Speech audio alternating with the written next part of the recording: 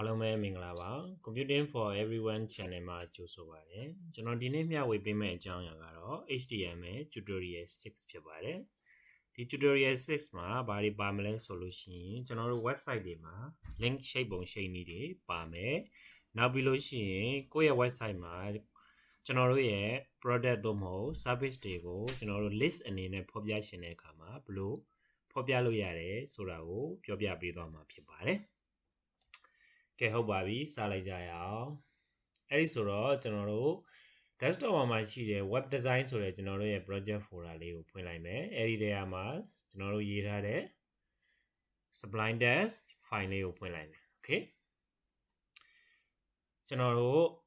link တစ်ခုထည့်ဖို့အတွက် A ဆိုတဲ့ A tag ကိုသုံးရပါတယ် A မှာ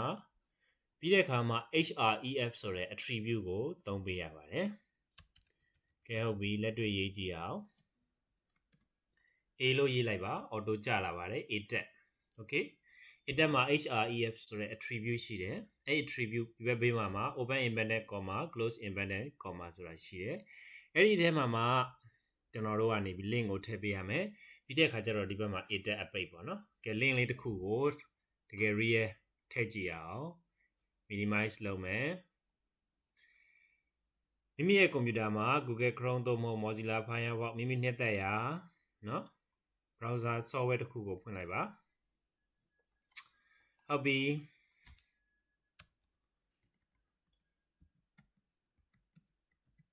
ဟုတ်ပြီ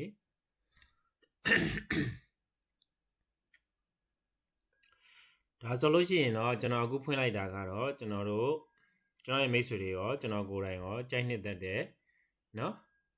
ရုပ်ရှင်ဇာတ်ကားတွေကိုထုတ်လုပ်ပေးနေတဲ့ Marvel ဆိုတဲ့ Marvel ရဲ့ website ဖြစ်ပါတယ်နော် Marvel ရဲ့ website ဖြစ်ပါတယ်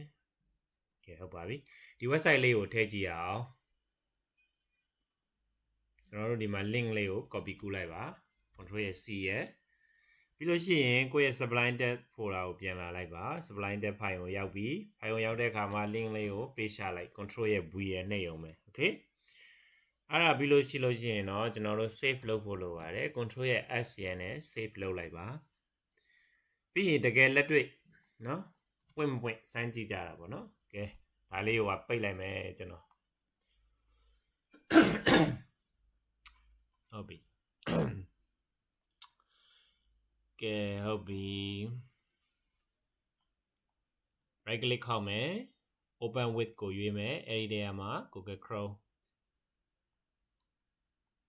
ကြာလားမကြာပါဘူးဘာဖြစ်လို့လဲ coding ကိုပြန်စစ်အောင်ဒီမှာ slash ဆိုတာလေးကိုဖြုတ်လိုက်မယ် okay ပြီးတော့ကျွန်တော်တို့ပြန်စစ်မယ် control ရဲ့ S ရနဲ့စစ်မယ်ပြီးရင်ပြန်ဖွင့်ကြည့်မယ် open with Google Chrome ဟုတ်တယ်နော်မပွင့်သေးပါဘူးဘာဖြစ်လို့မပွင့်သေးလဲကျွန်တော်ပြောပါမယ်ကျွန်တော်တို့ရဲ့ link ကမပြည့်စုံသေးပါဘူးဟုတ်ပါပြီကျွန်တော်တို့ရဲ့ link လေးကိုပြည့်စုံဖို့အတွက်ကျွန်တော်တို့ကနေပြီးတော့တက်ပြီးတော့ modify လုပ်ဖို့လိုပါတယ်ကဲဟုတ်ပြီကျွန်တော်တို့မှာအဲ့ဒီမှာဒီမှာဒါ link ပေါ့နော်အဲ့ဒီ link တော့ထည့်ပြီးသွားပြီเนาะအဲ့ဒီ link ကိုဘယ်လိုအနေနဲ့ပေါ်မှာလဲ image အနေနဲ့ပေါ်မှာလားကျွန်တော်တို့ကစာ text အနေနဲ့ပေါ်မှာလားဒါကလိုသေးတယ် link ကြီးကတော့ထည့်ပြီးသွားပြီအဲ့ link ကဒီတိုင်း link ကြီးနဲ့ပေါ်လာလို့ website မှာပေါ်နေလို့အဆင်မပြေဟုတ်တယ်เนาะအဲကြောင့်မို့လို့ကျွန်တော်တို့က position နဲ့စာကိုဒီဘက်မှာရိုက်လိုက်မယ်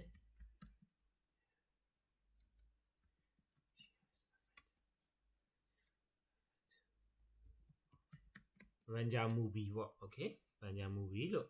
sample လေးရိုက်လိုက်မယ် okay Vanja movie လို့ရိုက်လိုက်မယ် Vanja movie လို့ရိုက်ပြီးလို့ရှိရင်ကျွန်တော် control ရဲ့ S ရနဲ့စိတ်လိုက်မယ်နော် control ရဲ့ S ရနဲ့စိတ်လိုက်မယ်ပြီးရင် minimize လုပ်မယ်ပြန်ပြီးတော့သွားပြီးဖွင့်ကြည့်မယ် right click ခောက်မယ် open with Google Chrome ဟောဒီမှာ Vanja movie ဆိုတာရောက်လာပါပြီအားလုံးပဲမြင်မယ်လို့ထင်ပါတယ် Avenger movie လို့ရောက်လာပြီဆောင်းနာကဘာဖြစ်လို့မရလဲကျွန်တော်တို့ဒီ Avenger movie ဆိုတဲ့စာကြီးကပေါ်မလာဘူး okay အဲအကြောင်းမို့လို့ ဟုတ်ပြီ Avenger movie ဆိုတာပေါ်လာတယ်ဒါလေးကိုကြည့်ချင်တယ်ဆိုလို့ရှိရင်ဒီ link လေးကို customer နှိပ်လိုက်တာ ਨੇ ကျွန်တော်တို့က Marvel ဆိုတဲ့ website ကိုရောက်သွားမှာဖြစ်ပါတယ်ဟုတ်ပြီနော်ဒီဘက်က link လေးကိုနှိပ်လိုက်တာ ਨੇ ကျွန်တော်တို့ Marvel ဆိုတဲ့ website ကိုရောက်သွားတယ် okay နောက်တစ်ခေါက်ပြန်ပြပါမယ်ကျွန်တော်တို့ရဲ့ဒီ project file လေးကို right click ခောက်တယ် open with Google Chrome အော်ဒီလိုပေါ်လာပြီ okay အဲ့ဒီမှာ Avenger movie ဆိုတာရှိတယ်သူ့ကို click တစ်ချက်နှိပ်လိုက်ပါကျွန်တော်တို့ရဲ့မူရင်း home page ကြီးပြောက်ပြီးတော့ Marvel ရဲ့ website page ကြာလာတယ်เนาะတခါတည်းမှာကျွန်တော်တို့ကအဲ့လိုတကယ် website တွေအများကြီးနဲ့ link ချိတ်တဲ့အခါမှာကျွန်တော်တို့ရဲ့ web page မှာအဲ့ဒီလိုပေါ်နေလို့မရအောင်အဲ့ဒီခါမှာကျွန်တော်တို့ကဘာလုပ်ပေးရလဲဆိုတဲ့အခါကျတော့ကျွန်တော်တို့ကတခြား page မှာသွားပေါ်စေချင်တယ်เนาะပြောရမယ်ဆိုလို့ရှိရင်ကျွန်တော်တို့က new tab new window မှာပေါ်ရှင်တယ်ပေါ့เนาะနောက်ထပ် tab မှာပေါ်ရှင်တယ်ဆိုလို့ရှိရင်တော့နောက်ထပ် attribute တစ်ခုကိုထည့်ပေးရမှာဖြစ်ပါတယ်ဟုတ်ပါပြီအဲ့ဒီမှာကျွန်တော်တို့ဘာကိုထည့်ပေးရမလဲဆိုတော့ target ဆိုတဲ့ attribute ပါဒီမှာ TA လို့ရိုက်လိုက်တာ ਨੇ ကြာလာပါပြီ target မှာကျွန်တော်တို့ကနေပြီးတော့เนาะ underscore blank blank underscore blank okay ပြီးရင် control ရဲ့ s ရဲ့နဲ့စိတ်လိုက်ပါပြီးရင်ပြောင်းလဲမှုကိုကြည့်အောင် folder လေးကိုပြန်လာ right click ခောက် open with Google Chrome okay ဒီလိုပွင့်သွားပြီကဲဒီမှာ Avenger movie ဆိုတဲ့ဆောင်းနာက link ရဲ့ text ကိုနှိပ်လိုက်မယ်နှိပ်လိုက်တဲ့အခါမှာဆောင်းနာလိုမျိုးဒီမူရင်း home page ကြီးကပျောက်မသွားဘူးသူကသူရှိနေတယ်နောက်ထပ် new tab မှာအဲ့ဒီကိုချိန်ထားတဲ့ link Avenger ရဲ့ link ကပေါ်လာတယ် okay အဲ့ဒါလို့ဆိုလို့ရှိရင်ကျွန်တော်တို့ link ချိန်တာကတော့နားလည်လိမ့်မယ်လို့ကျွန်တော်မျှော်လင့်ပါတယ်ဟုတ်ပြီဒါဆိုလို့ရှိရင်ကျွန်တော်တို့ link ချိန်တာပြီးသွားလို့ရှိရင်ကျွန်တော်တို့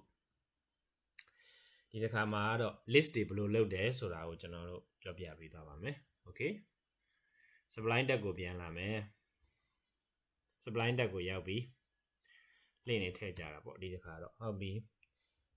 HTML ရဲ့ list တွေကနှစ်မျိုးရှိပါတယ်ကျွန်တော်တို့ order list နဲ့ unorder list လို့ခေါ်ပါတယ် order list လွယ်ပါတယ် order list အတွက်ဆိုရင် order list OL ပေါ့အစအစလုံးလေးယူလိုက်ရမယ်အရင်လွယ် okay ကြည့်ရေးကြည့်အောင် order list OL okay OL order list မှာအဖွင့်ရှိရင်အပိတ်ရှိမယ်ကဲဟုတ်ပြီအဲ့ဒီအထဲမှာထည့်မယ်နော် data တွေ list item တွေ list item တွေကိုじゃဘယ်လိုရေးမှာလဲလွယ်လွယ်လေးပါ list item ဖြစ်တဲ့အတွက် li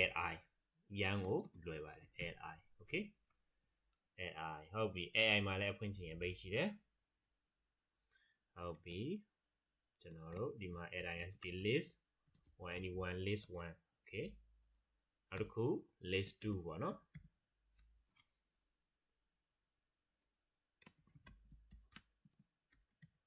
list 2 okay နောက်တစ်ခုအားကြတော့ list list dhr 3 list 3ပေါ့နော် okay နောက်ဆိုရင်ရှားပြီပေါ့ဒါ order list တိစောက်တာ okay ဒါပြီးစိတ်လိုက်မယ် control ရဲ့ s ရဲ့ပြီးတော့ run ကြည့်မယ်ကျွန်တော်ရဲ့ဒီ index လေးကို right click ခောက်မယ် open with Google Chrome ဟောဒီမှာကြည့်ပါ1 2 3ဆိုပြီးတော့ order list ကြာလာပါပြီ list 1 list 2 list 3ဆိုပြီးတော့ကျွန်တော်တို့ဆောင်းတာလုပ်လိုက်တာကြာလာ okay ဒါက order list ကိုတင်ပေးခဲ့တာဖြစ်ပါတယ်ကဲ order list ပြီးတော့ကျွန်တော်တို့ unorder list ကိုလုပ်ကြည့်အောင် unorder list ကဘယ်လိုများဖြစ်နေမလဲလွယ်ပါတယ် unorder list ရဲ့အစအစလုံးနှလုံးကိုယူလိုက်ပါ ul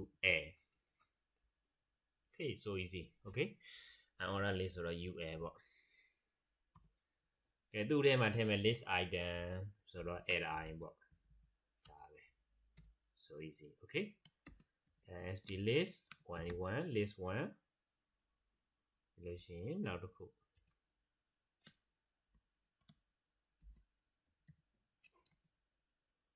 list list dwo2 list 2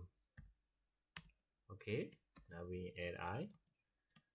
st list three length 3 okay